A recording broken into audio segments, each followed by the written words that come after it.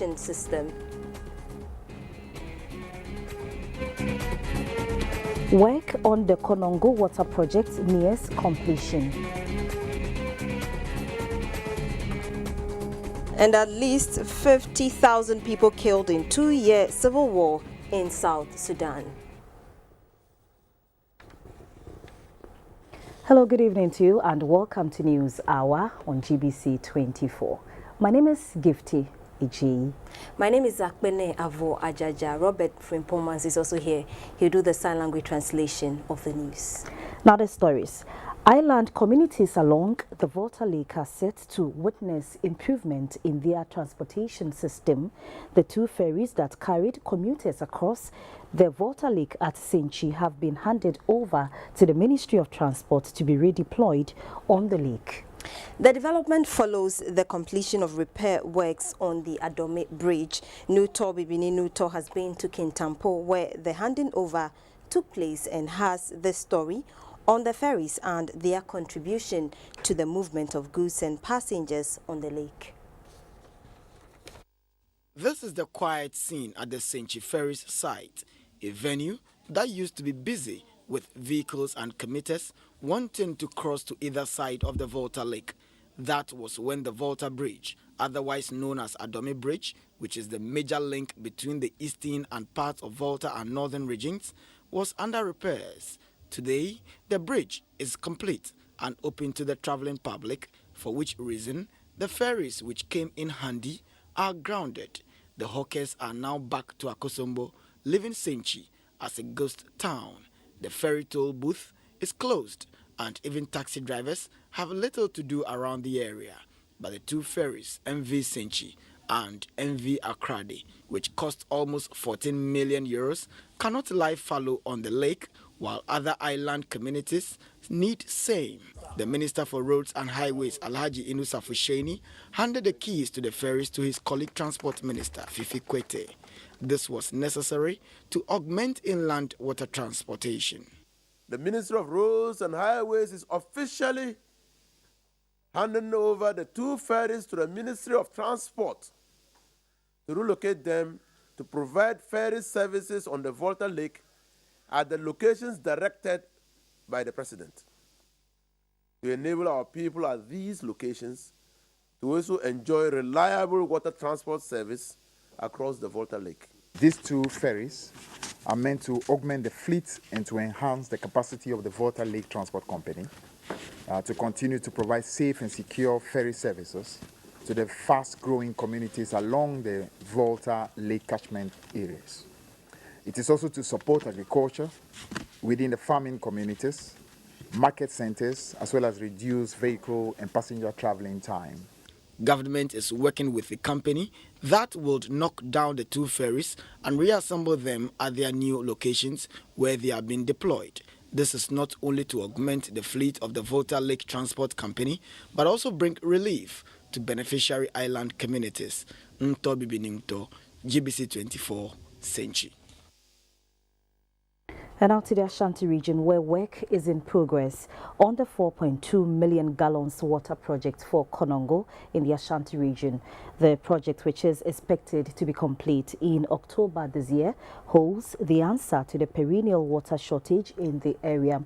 The Minister for Water Resources, Works and Housing, Dr. Kweku Ajiman-Mensah, has been to Konongo to inspect the project, which will serve 15 communities, including Agogo, which suffer water shortage, especially during the dry season. The Konongo Water Project is part of government's priority project, popularly known as 3K Water Project. The 3K comprises similar waterworks for the Kwewu Ridge in the eastern region, Kumewu and Konongo in the Ashanti region. The three projects are being done at the cost of $236 million. The projects include the construction of a new water treatment plant with a capacity of 4.2 million gallons of water to supply Konongo and Domiabra reservoirs. The construction of a 1 million cubic meter impoundment of River Reservoir, 2 elevated water tanks at Dranswa, and 10 public standpipes. So far, about 79% of work has been completed. About 15 communities, including Konongo and Agogo, are to benefit from the project. Residents of the 15 communities have been battling with acute water shortage, particularly during the dry season. Currently, the residents have had to rely on boreholes for months since the onset of the dry season late last year. It has been gathered that River Anunu, which is the main source for the water treatment plant, dries up annually during the dry season, for which reason some reservoirs are being put up to store water that could last for 6 months to supply the beneficiary communities during the season. Again, the course of the Anunu River has been diverted and polluted upstream by illegal gold miners. Briefing the media after inspecting the project, the Minister for Water Resources, Works and Housing, Dr. Kweku Ajima-Mensah, noted that government is very much committed to its vision of a universal water supply to Ghanaians by the year 2025. He said the 3Ks Water Project forms part of the move to realize this vision. The government is committed to the provision of good drinking water to the citizens. In fact, it is the above aim of His Excellency that by 2025, we should have 100% coverage. Every Ghanaian, no matter where you are, you should have access to good drinking water. He reminded metropolitan, municipal and district chief executives of their mandate to protect water resources to guarantee reliable potable water supply to the people. The authorities at Fiaseman Senior High School have made a passionate appeal to the Western Regional Security Council to, as a matter of urgency, assist the school claim its land from encroachers. A portion of the school's land earmarked for the boys' dormitory has been taken over by private developers. The Fiaseman Senior High School was established in 1955. The school was first known as Royal Secretariat College. The name was changed to Royal Commercial School in 1967. It was then absorbed into the public education system in 1974. Currently, the school has a student population of 1,760, that is 647 boys and 113 girls, with a staff strength of 68. Though the student population has been increasing, the infrastructure on the compound is yet to be expanded to correspond with the intake. This is the dining hall, and if care is not taken, it will collapse. The walls have developed cracks. Madam Comfort Sapon is the matron of the school.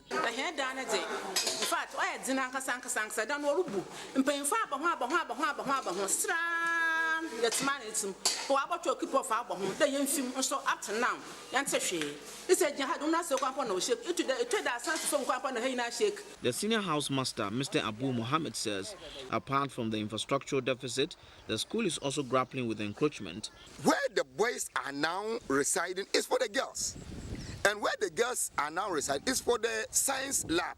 So it means the boys' dormitory is where they have encroached. So we don't have any place for the boys if you want a boys' dormitory. All the buildings that you see here is part of the encroached land. It's not for the school. And even when we get nearer to the last bungalow of the school, there's a pillar there, which has been given to somebody. An old student, Nanajan, appealed to the people in the area to desist from encroaching upon the school's land. A lot of people are encroaching the land. We are therefore appeal to the RESTEC and Nananum and other people within this area to come to our aid. In response to the school's appeal for an infrastructural upgrade, the Western Regional Deputy Minister, Alfred Ekojan, laid a block for the construction of a new science laboratory.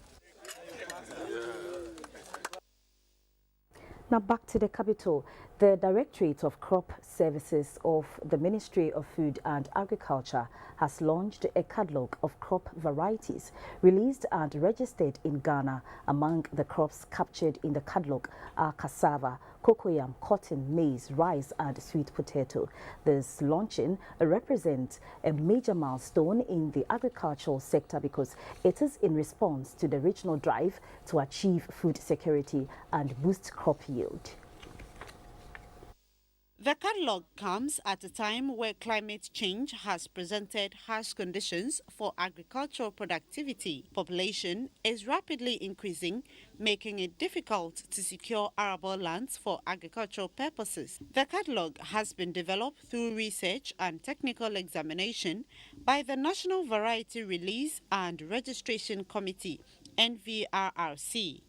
It contains detailed information regarding viability of seed and crops which will be beneficial to local farmers. Presently, there are 149 crop varieties from 13 different genera which have been registered and passed by the National Seed Council. The commodity genera captured in the catalogue range from roots and tuber to cereals, legumes and vegetables. Mr. Emmanuel Krobia Asante, the Director of Crop Service Department at MOFA, who launched the catalogue, expressed optimism that the content of the catalogue will respond to the changing climatic environment and social needs of the country. It's not the number of varieties we have released which is important to us as a nation, but releasing varieties that can really answer to the challenges we are having with increasing environmental problems and decreasing water availability for crop production. He entreated research institutes and educational establishments to adopt the catalogue as a guide to support agricultural development. He urged the media to propagate the message captured in the document. Africa still remains a key transit point for drug trafficking, a situation that leads to increased drug abuse among its people. West Africa continues to remain a major transit point for cocaine and other drugs into Europe. The International Narcotics Control Board has released its annual report in which it provides a comprehensive overview of drug control in the world. Ghana's Narcotics Control Board has also released its annual report, given that drug trade has assumed a sophisticated dimension in the world. The International Narcotic Control Board, INCB, was established in 1968 as an independent organization with a clear mandate to monitor and promote the implementation of the United Nations drug control activities. It is made up of 13 members elected by the Economic and Social Council of the INCB, which operates independently from government. The United Nations General Assembly is expected to hold a special session to discuss the world drug problem from the 19th to 21st April 2016. The Deputy Minister for the Interior, Mr. James Agalga, said this year's report is about the welfare of mankind, challenges and opportunities in the control of drugs across the world. Our position is in tandem with the thinking of the UNODC, and that position talks about the decriminalization of drug addiction. We're talking about addicts here, people who are users. So that aspect, there is need for decriminalization. The Executive Secretary of the Narcotics Control Board, Mr. Yao Akresi Sapon, called for a change in the way we deal with the drug menace. We have a lot of confiscations, and that is where we are going for. Because you don't want to go for a weed smoker who goes inside, he just smokes weed. Then when he goes, he learns how to become an armed robber on top in prison. Is that what you want? The meeting was attended by the police, the Ministry of Foreign Affairs, Ministry of the Interior, among others. Just joined us, you're watching News Hour coming to you from Broadcasting House here in Accra. Now, the First Lady of Turkey, Madame Emin Erdogan, has commended her Ghanaian counterpart, Mrs. Lordina Mahama, for the numerous philanthropic activities being undertaken by the Lordina Foundation. The commendation made when her outfit, with support from the Turkish Cooperation and Coordination Agency, TICA, donated a wide range of items to some vulnerable groups in the country. The donation was done through the Lordina Foundation in Accra. Young people from the YWCA Kayaye project in the Greater Accra region, Akoto Vocational Training Institute in the Volta region, and Our Lady of Fatima Vocational Training Institute at Sampa in the Bonahafun region received 10 industrial machines, 10 overlock machines, 7 hand machines, 16 sewing kits, and 14 press button covers each, while 80 pupils from the State School for the Deaf at Ajay Kojo in the Tama West constituency received educational kits and a set of hearing aid each to help improve their hearing ability. The Turkish First Lady, Madame Emine Edouane, who was visiting Ghana for the first time, praised Ghanaians for their warm hospitality. She pledged to work towards strengthening the relations between her country and Ghana, especially in the areas of education, production and infrastructure. Ghana's First Lady, Mrs. Lordina Mahama, noted that the donation would go a long way to improve the training and education of the beneficiaries.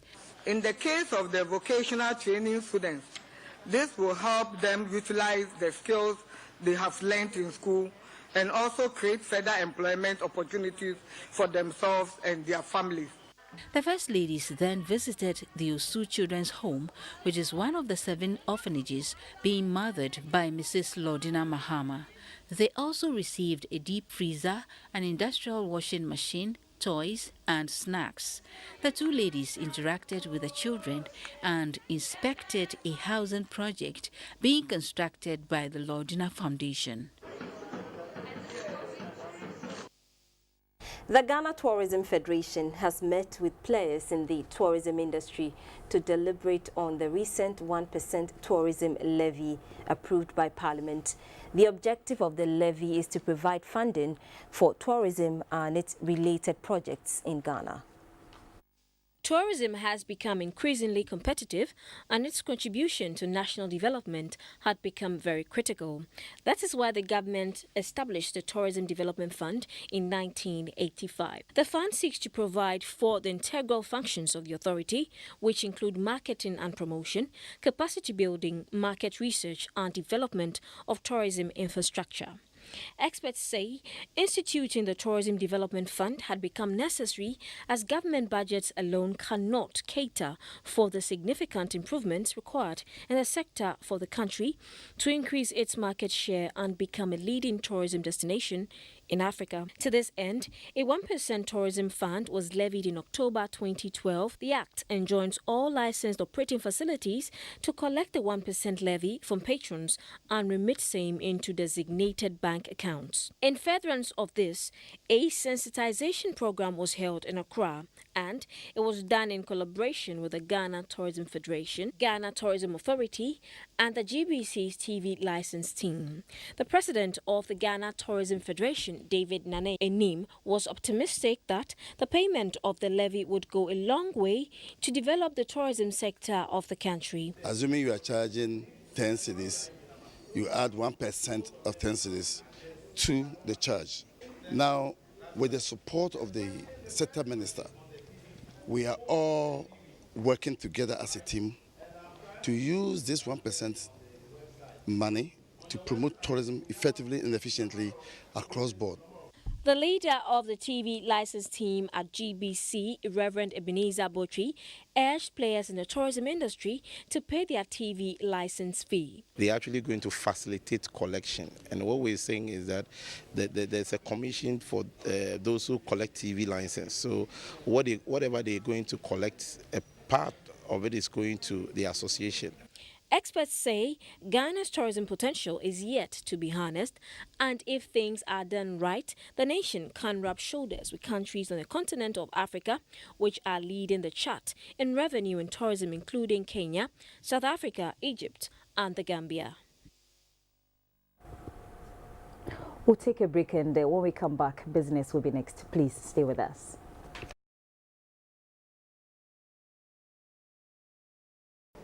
Hello again, we'll bring you up to speed with happenings from the world of business. My name is Morris Ogbete.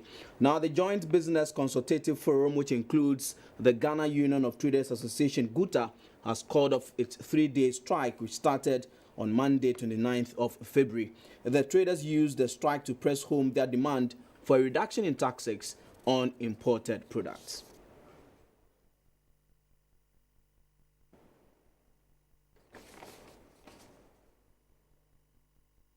Customers stranded at the Central Business District. The protest was that the prevailing tax regime coupled with high utility tariffs are disincentive to business and wanted government to reduce the taxes. After registering their displeasure from Monday 29th of February, the traders have finally opened their shops for business.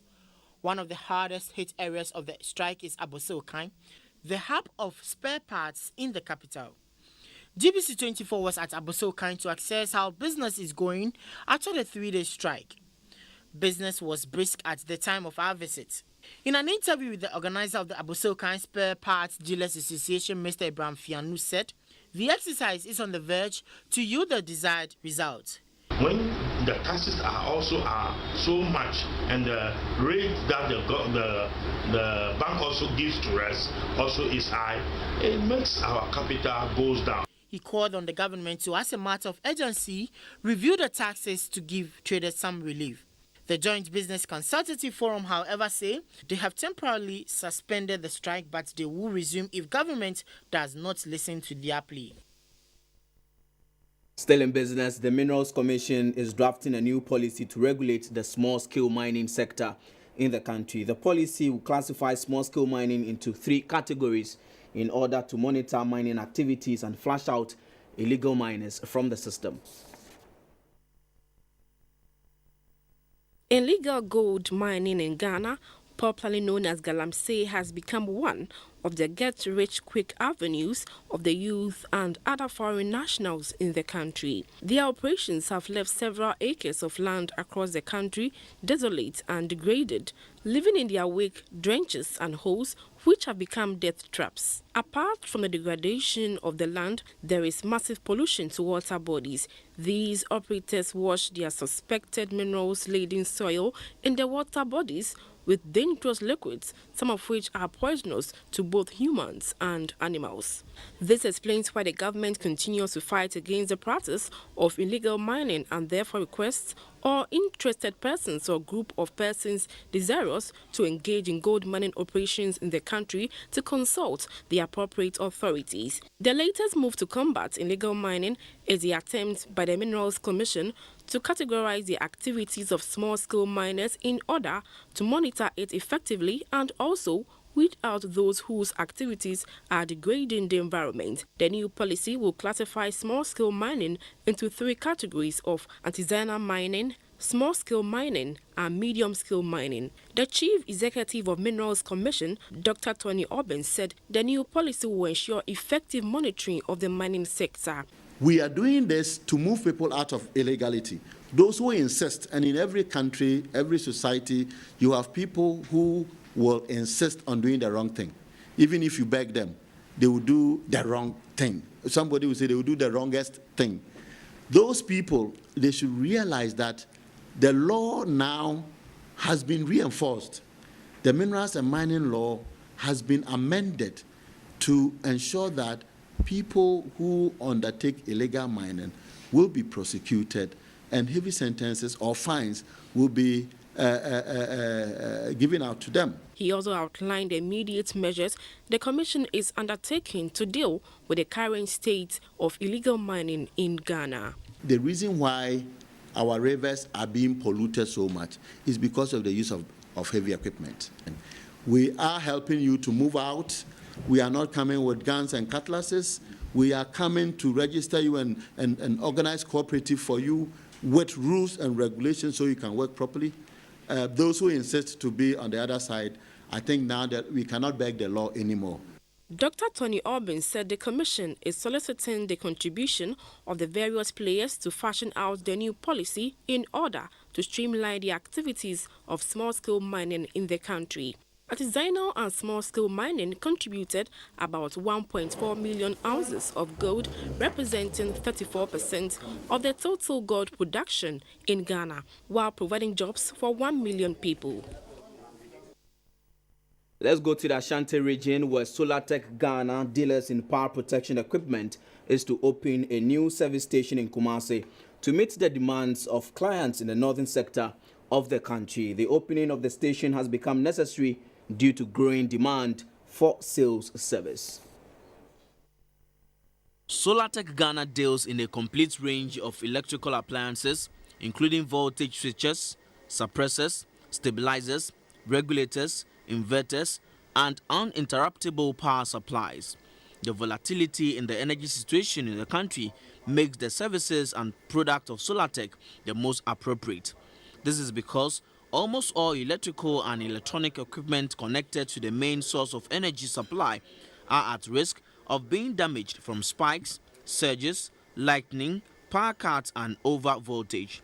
It is for these reasons that Solartech decided to bring all their customers in Kumasi together at a seminar to educate them on the benefit associated with the use of Solartech electrical appliances. The sales and marketing director of the company, Dr. Man Alos, said consumers of electrical appliances must beware of copies and counterfeit of electrical appliances that could damage and cause electrical fires and putting their families and homes at risk. By using some of our AVRs, you can actually reduce your dependence on diesel generators and therefore reduce the cost of fuel bill. Finally, we also have some products like our power back and solar inverters. All of these can actually be a great substitute for electricity than what is currently available. So it may reduce cost, sometimes it may not, but you know one thing for sure, you'll have total reliable power all the time. Dr. Alos explained why there was the need for a servicing station to be established in Kumasi. We do need to have a service center in Kumasi. At the moment, customers are relying on taking the product all the way back to Accra. So we are going to partner with one of our main distributors and hopefully set up a space there where we can actually do service, potentially even a 24-hour turnaround on any. The executive director of Avros, Avinsa Lakhani, said his company has been dealing with Solartech for the past 20 years and said the product are of high quality. We quickly go to the interbank market, where the dollar is trading at 3 cedis 88 pesos, the pound at 5 cedis 44 pesos, and the euro at 4 cedis 2 pesos.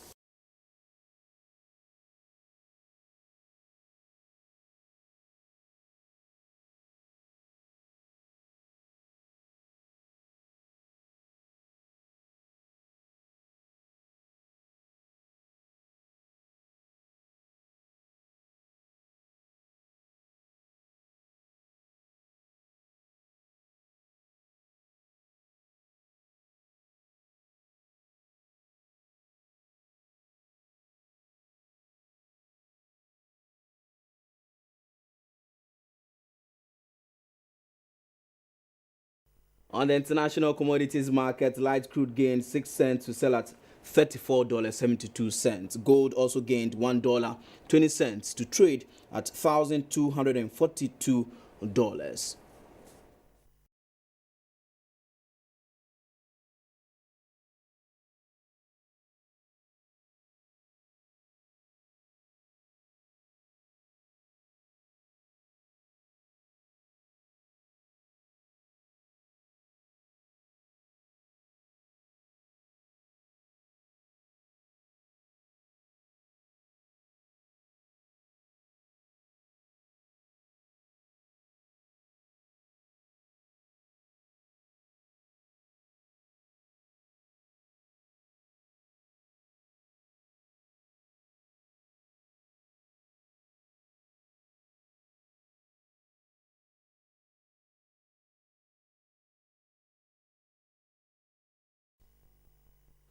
We do some insurance news.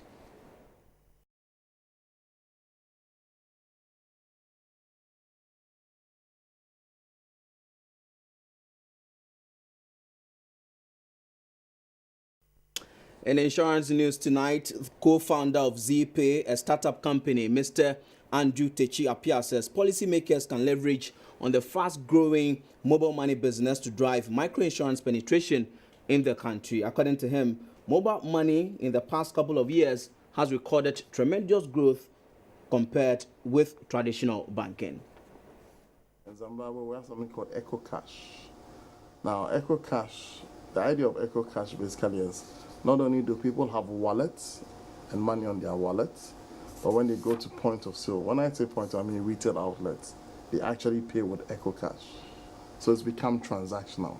They've moved from peer to peer, they're doing transactional, which is very relevant. So prominent countries in that space, Zimbabwe. Kenya is doing very well, but it's largely peer-to-peer, like I said. A bit of payments, but even the payments are driven out of peer-to-peer, which has its own challenges, reconciliation, tracing transactions, etc. You have the case of Nigeria, which would always give us numbers. Of course. So that it might not be vibrant, but there are numbers. The numbers are there. But if you rank it, I would say plus or minus, Ghana is probably between top 3. Okay. Hovering between 2 and 3 in terms of active markets. But these are active markets. We're all still talking about what? Peer-to-peer. Peer-to-peer. So we're at the place where we want to move to transactional. In our case, for example, we have a lot of related parties. Airtel is a partner, of course, thanks to the likes of Edmond and Lucy. We have Glyco Microinsurance, which basically is a partner. The idea is that we partner and we work with smallholder farmers, for example, as an impact platform. Right. Even, I think 2 days ago, when Ejuso, or the back of Ejuso somewhere, where basically under the Kwafunkoso program with MOFA, we're providing wallets to these farmers. But we're also providing them the ability to go transactional. So transactional, they can buy microinsurance, they can do lending, and many other things. Of course, there are many integrator partners behind that, though. Insurance News was brought to you by SIC Live. News Hour continues right after this break. Stay with us.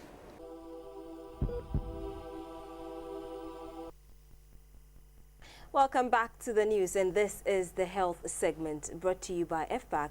FPAC blows your pain away. Advocates against substance abuse are calling for an intersectoral effort to regulate, if not curb, the menace, since substance abuse is now a public health threat, especially to the youth.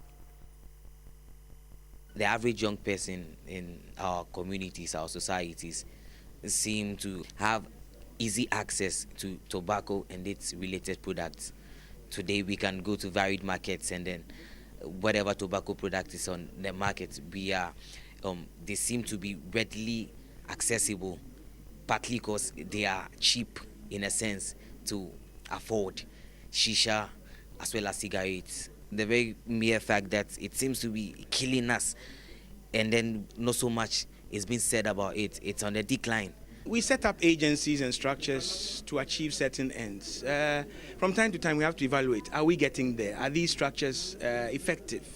Okay, very often we hear of this ministry waiting for that ministry, or this agency passing the buck to another agency. I mean, what happened to intersectoral collaboration?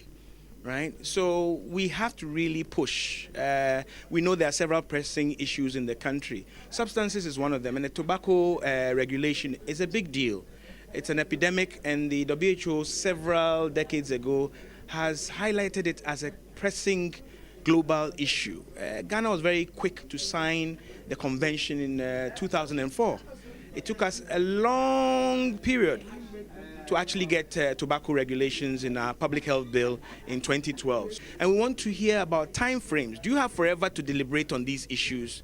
For every second we waste, some life is damaged, if not lost. There are other people who would not be happy to see a law. For instance, tobacco industries, why would they want to see a law that to them will reduce their trade? So they may go behind us and make sure that the law is not passed. In fact, even to the point where the law was passed, we really did very well. One parliamentarian told me that, look, that is not our interest. You can bring anything else, but not a law on tobacco. We are talking about important things, not about tobacco law. So there were people who were really against the passage of the tobacco law, but we managed to go beyond that.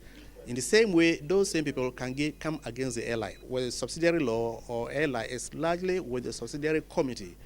If they give you the clean bill and then it goes to the floor of Parliament, 21 days more or less automatically becomes a law. And that was Your Health, brought to you by FPAC. FPAC blows your pain away. We'll be back shortly with some international news.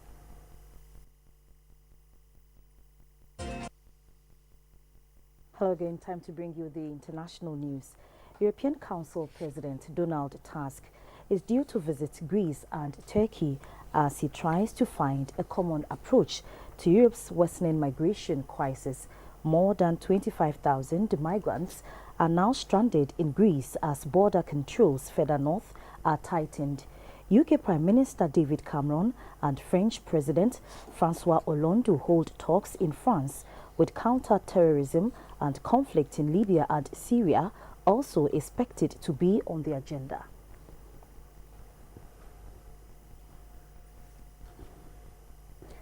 At least 50,000 people have been killed in South Sudan's two-year civil war.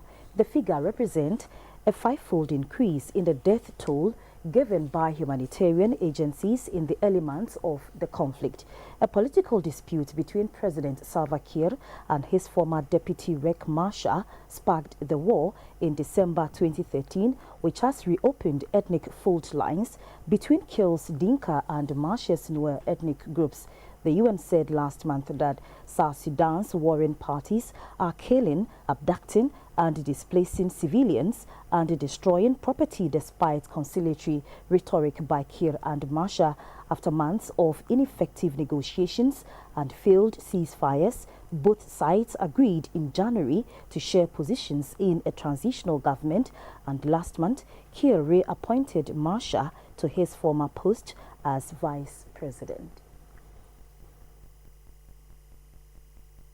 Coming up is sports. In sports this evening, on Sunday the 6th of March, a special football match dubbed Election 2016 Peace March will take place at the Accra Sports Stadium. The event will see parliamentarians lace their boots to play against a political party's side.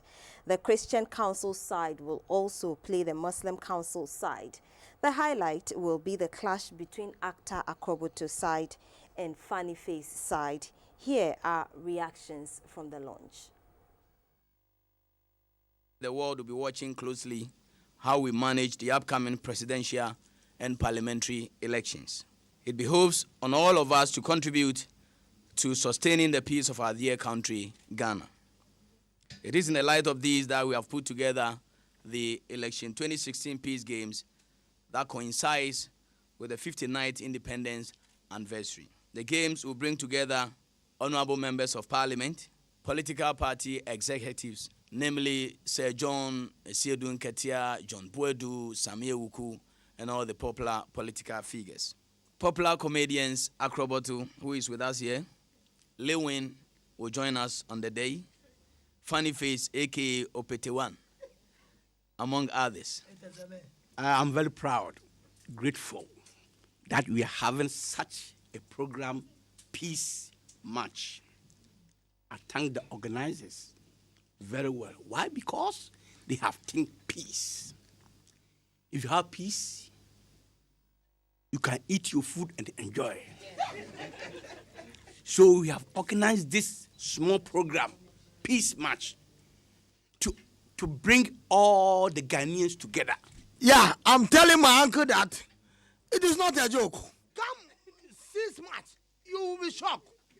I will shock Ghanaians. My uncle is my uncle. My uncle is my mama. I will score him 5 goals to 0. Also in sports, Arsenal crashed 2-1 at home to Swansea City, and Liverpool claimed revenge for their League Cup final defeat by crushing Man City by 3-0. And finally, South African athlete Oscar Pistorius has been denied leave to appeal against his conviction for murdering his girlfriend Riva Steenkamp. The Constitutional Court has made the ruling, meaning Pistorius will now be sentenced in April. Pistorius, who killed Miss Stinkham in February 2013 after firing 4 times through a locked toilet door was charged with murder after a manslaughter verdict was overturned. The case will now go back to Judge Thokozile Masiba, who cleared the athletes of murder in the original case. Prosecutors are believed to be targeting a sentence of at least 15 years in jail for the accused. And that's it for sports. We'll be back shortly with entertainment.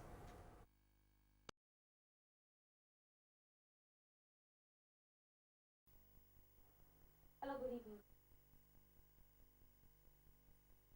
A memorable day can be spent walking through the evergreen forest to the caves to see relics of old Shai settlements in the reserve.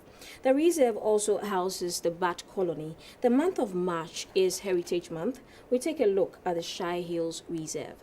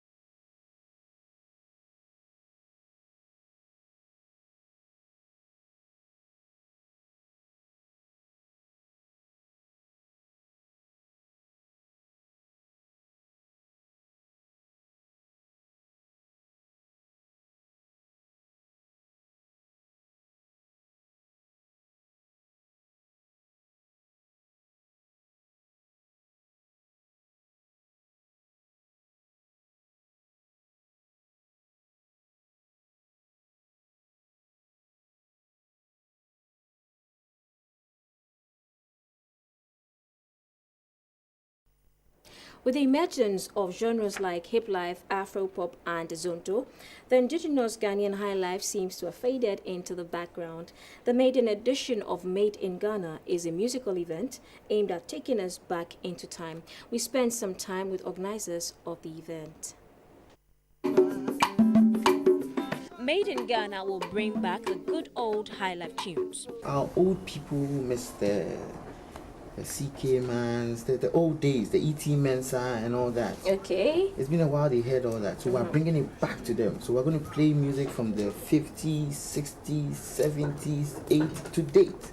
We are missing the old songs now. Okay. So we want to bring some of the songs So back. the target audience for Made in Ghana is just the old folks. That was what you're saying. Yeah, the highlights. And also the young guys who are also in tune with high life. It's happening on the 7th of March at Relish ANC Mall. Okay, in East Legon. In East Legon. Okay. From 5 to 8. It's a brief ceremony. Okay. A brief event. Okay, all right. The West Coast Band, which is put together by a group of talented friends, gave us a feel of what to expect at Made in Ghana.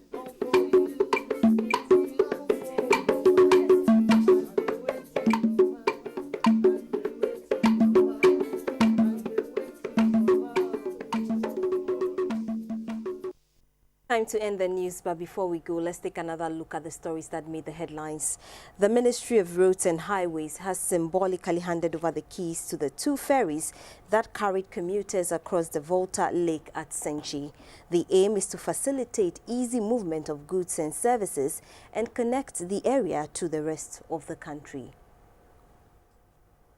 Work on the Konongo Water Project is expected to be completed in October this year.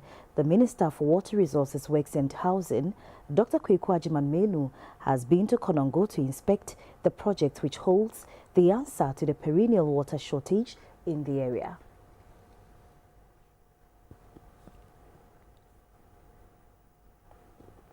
At least 50,000 people have been killed in South Sudan's 2-year civil war.